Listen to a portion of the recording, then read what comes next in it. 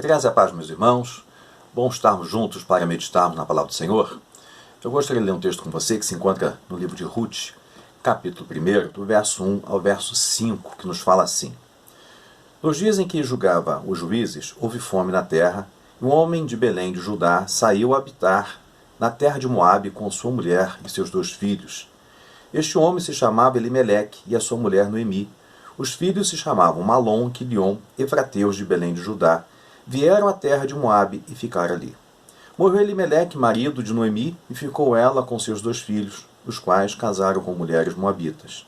Era o nome de uma Orfa e o nome da outra Ruth, e ficaram ali quase 10 anos. Morreram também ambos, Malom e Quilion, ficando assim a mulher desamparada de seus 2 filhos e de seu marido.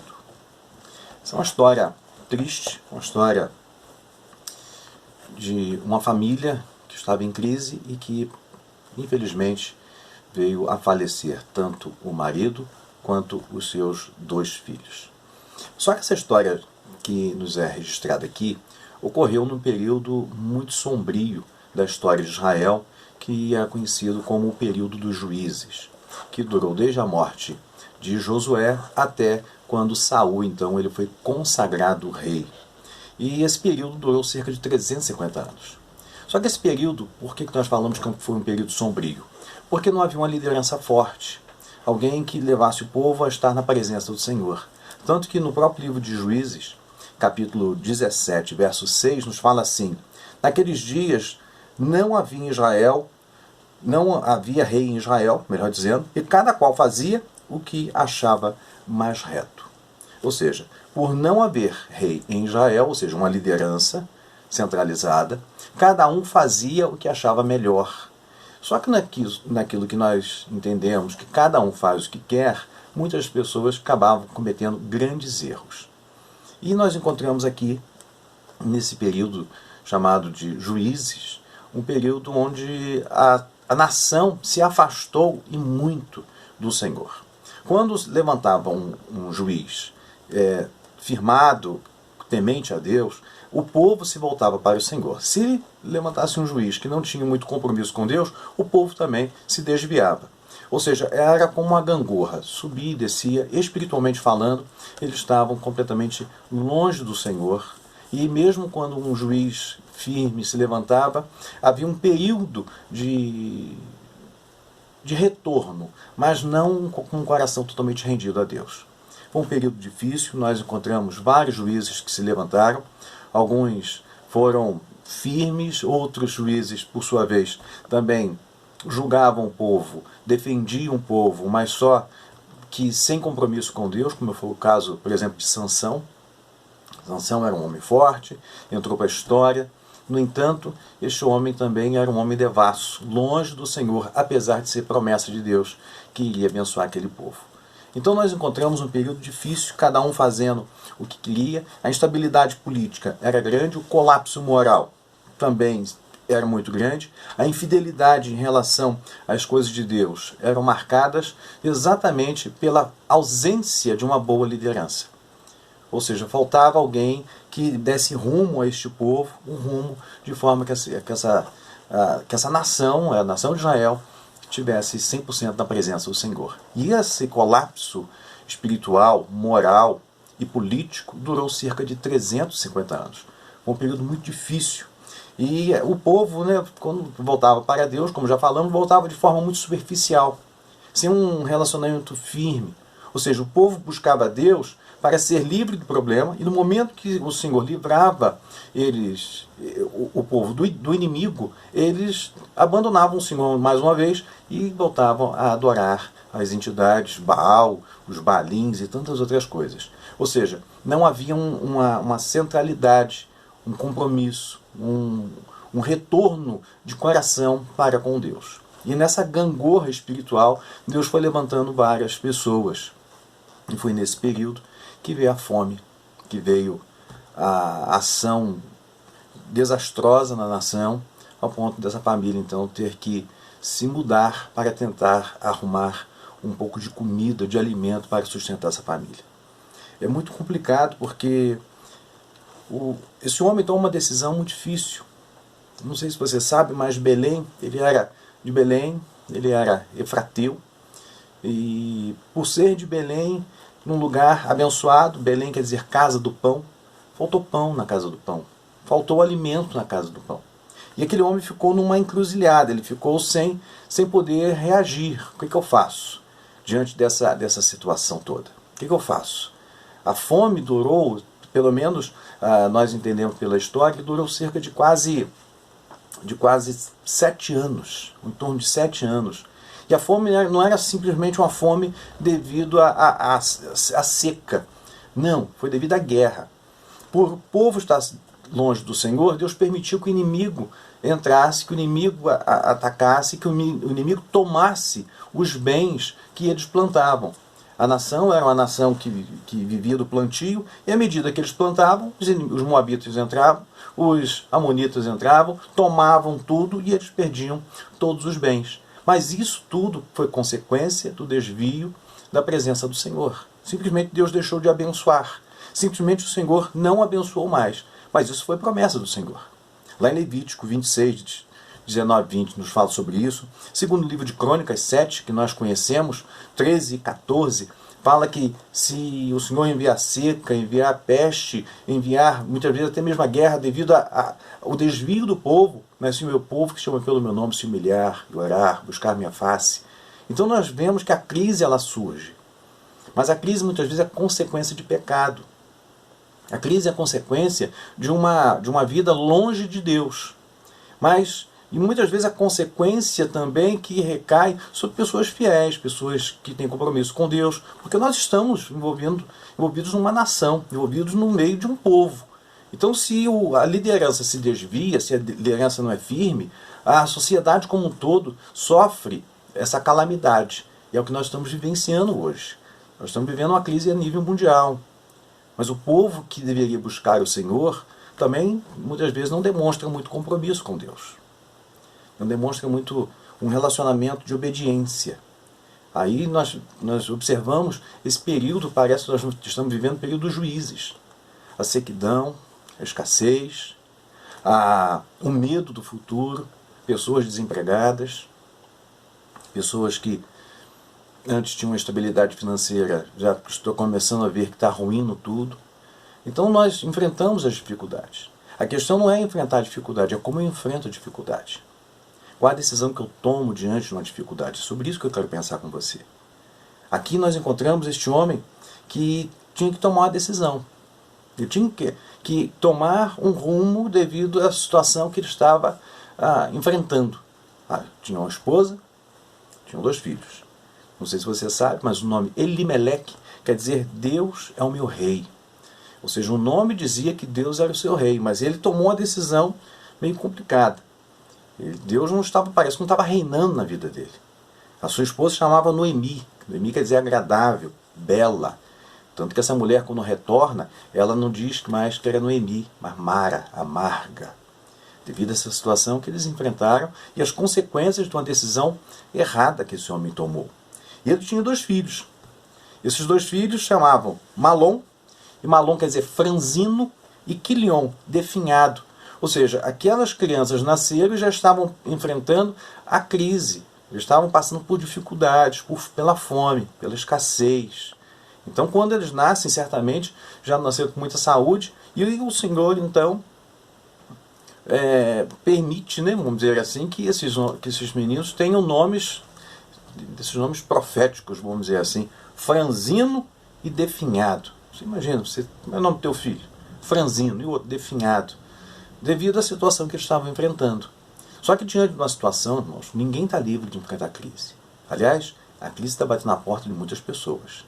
Muita gente hoje está desempregada, muita gente hoje está passando um momento assim de grande apreensão, muitas pessoas estão caindo em depressão, tem gente que já não sabe o que vai fazer. Eu tenho feito algumas visitas e olho alguns irmãos simplesmente angustiados.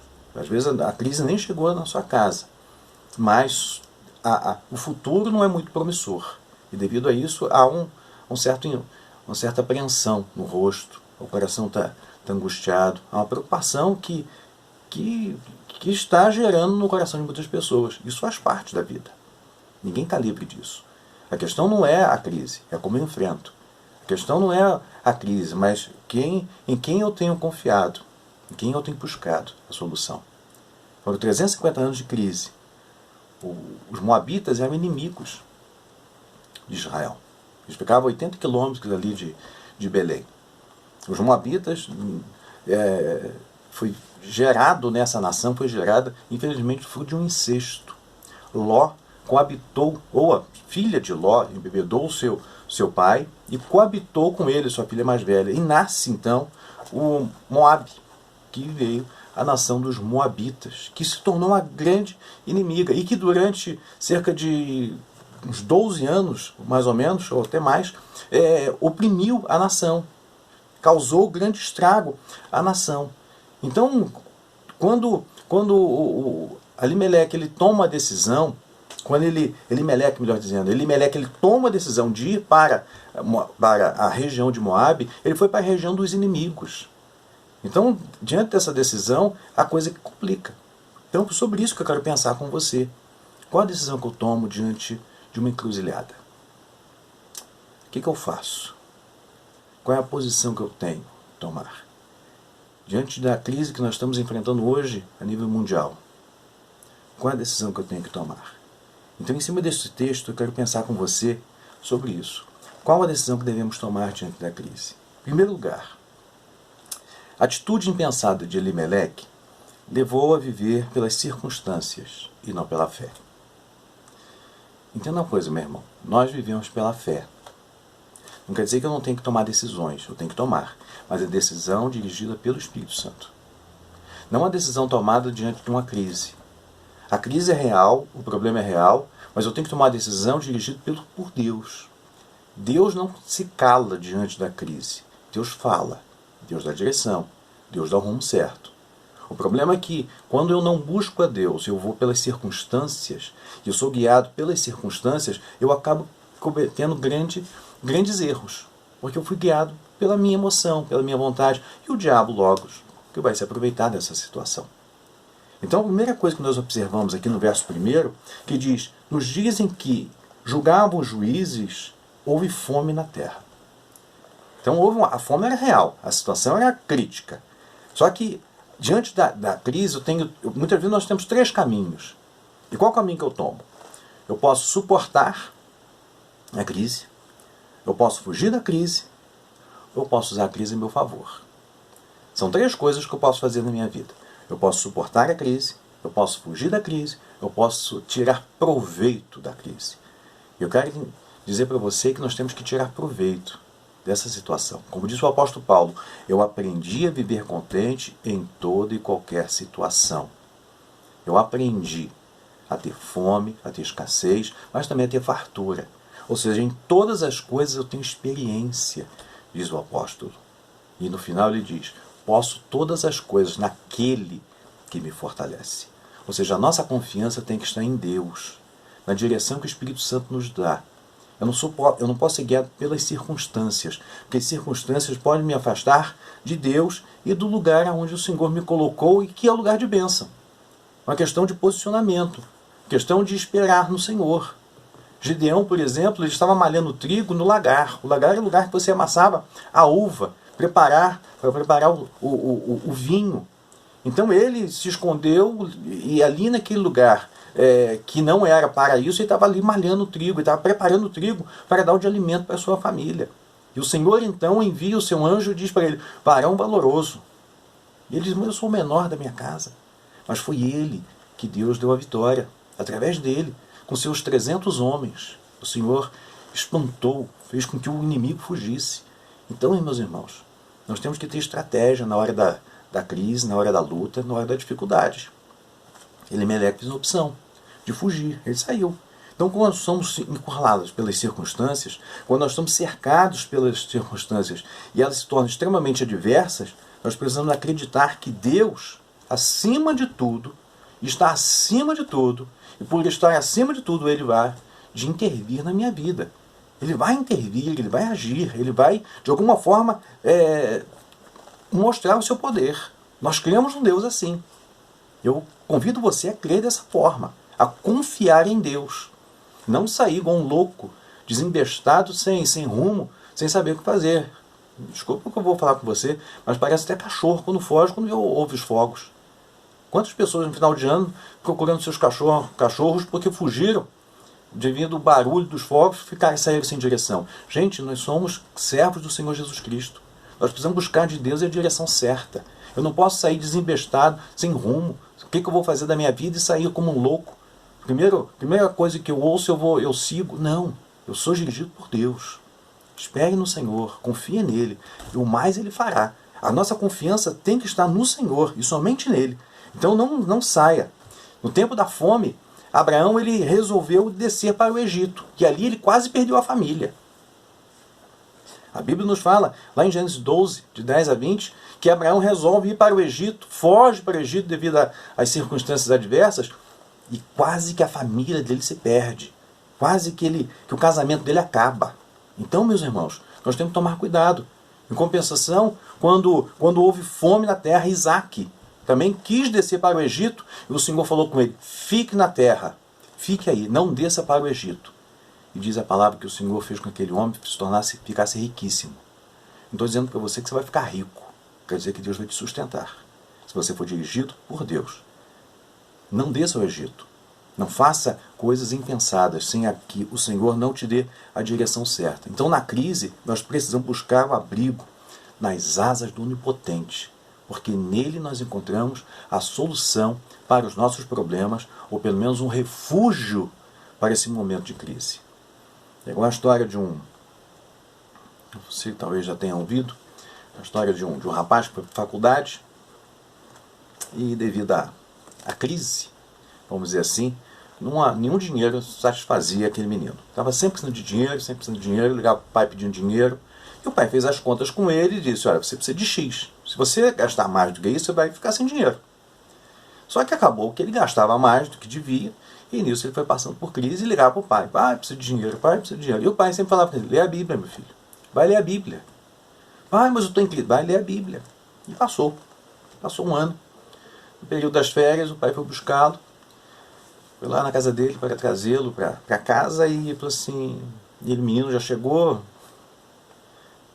questionando a atitude do pai. Poxa, pai, por que você nunca me mandou dinheiro? Eu passando dificuldade, passando por crise. Eu falei, mas eu mandei você ler a Bíblia. Você leu a Bíblia? Eu falei, não, eu não li a Bíblia. Então você devia ter lido a Bíblia. Você não leu a Bíblia em momento algum? Eu falei, não, pega a sua Bíblia. Aí quando o menino pega a Bíblia, que você abre a sua Bíblia. Quando ele abre, tinha várias notas de 100, de 50 reais ali. Tinha uma quantia muito boa ali dentro da Bíblia. Eu quero dizer para você que nós vamos abrir nossas Bíblias, talvez você não vai encontrar dinheiro. Você não vai encontrar notas de dinheiro. Você não vai encontrar notas de 50, de 100. Ninguém marca a Bíblia com notas. Mas eu quero dizer para você que você vai encontrar promessas de Deus. Você vai encontrar promessas do Senhor para você, para mim, que traz conforto, traz uma grande realidade para nossas vidas. O problema é que muitas vezes nós não lemos a Bíblia. Por exemplo, em Romanos capítulo 8, no verso 28, a palavra do Senhor nos fala assim, sabemos que todas as coisas cooperam para o bem daqueles que amam a Deus, daqueles que são chamados segundo o seu propósito. Isso é uma promessa. Então nós sabemos que todas as coisas cooperam para o bem. Até a crise, ela vem para o nosso bem, para o nosso crescimento, para nós vermos a manifestação da glória do Senhor, para sermos testemunhas do milagre. É nessa hora, é na hora da crise, na hora da dificuldade, na hora da doença, na hora do desemprego, na hora que o mal maior, que parece ser gigantesco, é nessa hora que Deus manifesta a sua glória e a sua graça sobre nossas vidas. Então viver, nós temos que viver. E como nós temos que viver? Viver pela fé. A nossa vivência, meus irmãos, é pela fé. Eu vivo crendo na manifestação, na glória e na graça de Deus. Eu vivo crendo no cuidado dele. Eu vivo, mas eu sei que ele vai cuidar de mim, vai cuidar de você. Nós temos que crer dessa forma. Porque senão a nossa fé ela é vã. É uma fé no nada. Se eu creio que Deus é poderoso para me sustentar quando tudo vai bem, é fácil. É nessa hora que nós temos que colocar em prática a nossa fé.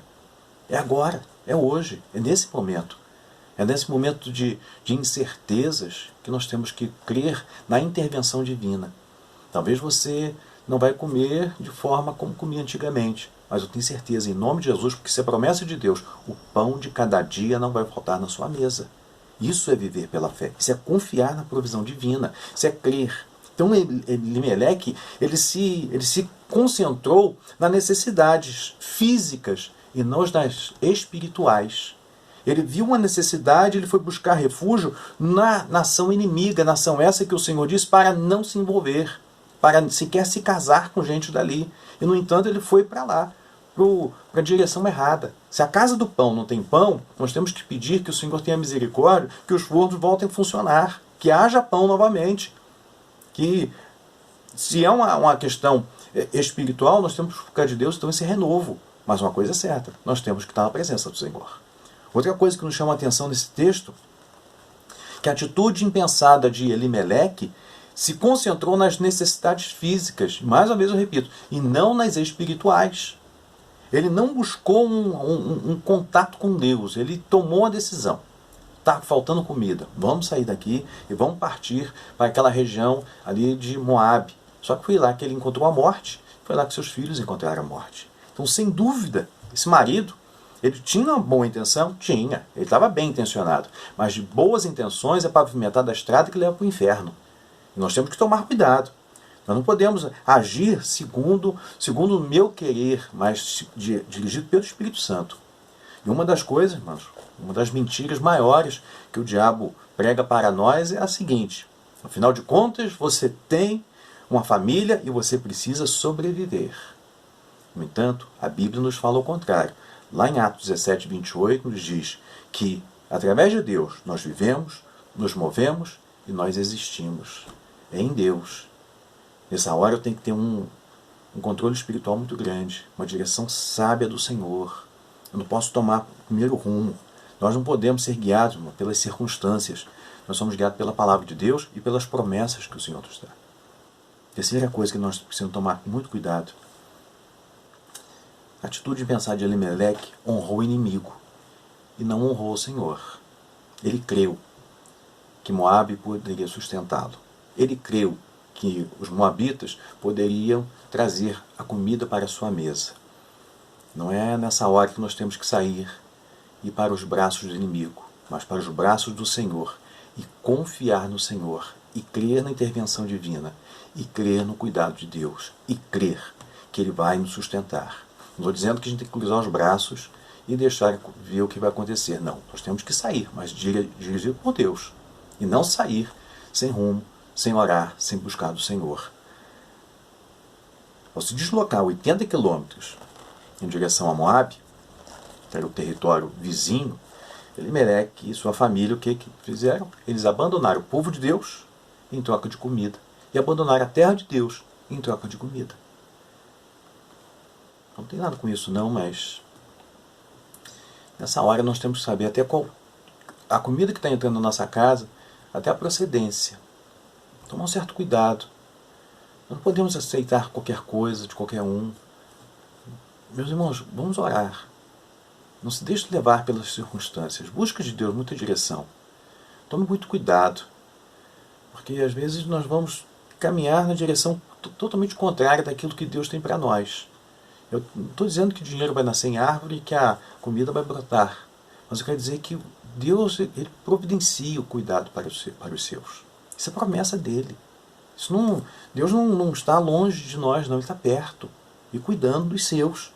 Então, naquele momento, os moabitas, como já falamos, eram descendentes de quem? De Ló. Eram inimigos de Israel. Não permitiu nem que o povo passasse pelas suas terras.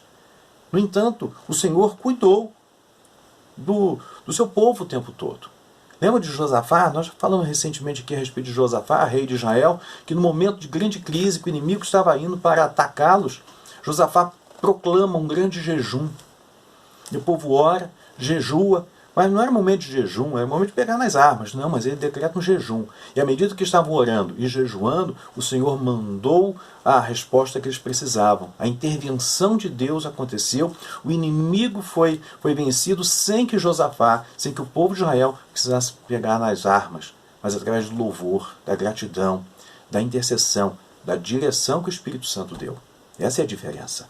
Outra coisa, para nós encerrarmos aqui, a atitude impensada de Elimeleque também levou sua família a uma crise ainda maior. Olha só o que diz o verso 3 e o verso 5, diz que Elimeleque morre e ali sucessivamente morrem seus 2 filhos. Eles se casam e logo depois eles morrem, deixando Noemi viúva, Orfa viúva e Ruth viúva. Olha só, a crise foi maior. A situação se tornou muito mais grave. Tanto que o nome Elimeleque significa Deus é meu rei. No entanto, ele foi buscar no inimigo a solução. Ele não confiou no rei dele, era o Senhor. Então ele fez uma escolha fora da vontade de Deus. E no momento que ele fez uma escolha fora da vontade do Senhor, ele enfrentou uma crise gigantesca na sua vida. Então nesse momento eu quero convidar você a buscar de Deus a direção. Não seja guiado pelas circunstâncias. Seja guiado pelo Espírito Santo. Às vezes Deus está falando para você assim, fique aqui, não vá para lá. Não tome uma decisão impensada. Não saia de onde você está. Não é um momento. Confie em mim. É igual aquela história daquele alpinista que ele era, alguns ele era ateu. E ele resolve subir uma montanha e anoiteceu. Ele não se deu conta, o tempo estava anoitecendo, ele cai e fica pendurado na corda. Quem fica pendurado na corda, escura, não conseguia ver nada, e ele grita, Deus me socorre. E o Senhor responde para ele, corte a corda. Ele mais uma vez fala, Deus me socorre. E o Senhor fala com ele assim, corte a corda. Só que ele ficou com medo de cortar a corda. E não cortou. Quando foi pela manhã, o grupo de socorro sobe para tentar encontrá-lo e o encontra a 50 centímetros do chão, perto de uma caverna, onde ele poderia ter se refugiado e salvo a sua vida. Às vezes, nós temos que confiar no Senhor cortando a corda e não ficar pendurado na nossa confiança própria. Nessa hora nós temos que confiar em Deus, ouvir o que o Senhor está falando e seguir o que Ele está dizendo. Se é para sair, amém, vamos sair. Se é para ficar, nós vamos ficar. Assim como o povo de Israel era dirigido pelo Senhor no deserto, quando a nuvem abaixava sobre o tabernáculo, o povo ficava ali. Quando a nuvem subia, o Espírito Santo dava a direção para onde que eles deveriam ir. Assim que tem que ser a nossa vida, guiados por Deus, guiados pela sua palavra, guiados pelas suas promessas. Eu não sou guiado por milagre, eu sou guiado pela palavra. A Bíblia é a palavra de Deus e nela nós confiamos. Então, meu irmão, nesse momento de crise, vá orar. Vá buscar a direção do Senhor. Porque o Senhor continua falando hoje. Ele não está mudo. Ele continua sendo o mesmo ontem, hoje e eternamente. Ele continua falando aos corações e dando a direção certa. Por isso, eu convido você a buscar o Senhor. Confie nele. Eu sei que a situação é crítica, mas Deus é maior que qualquer crise, que qualquer adversidade. Que Deus possa te dar a direção certa. Não seja como Elimeleque. Não seja como essa família que se perdeu. Mas confie no Senhor, porque o pão de cada dia o Senhor nos dá. Amém? E que Deus te abençoe e que te guarde. E que o Senhor renove sobre sua vida a fé e a alegria. Confie no Senhor, espere nele. E como diz a palavra, e o mais ele fará. Amém? Que Deus te abençoe e que o Senhor te guarde.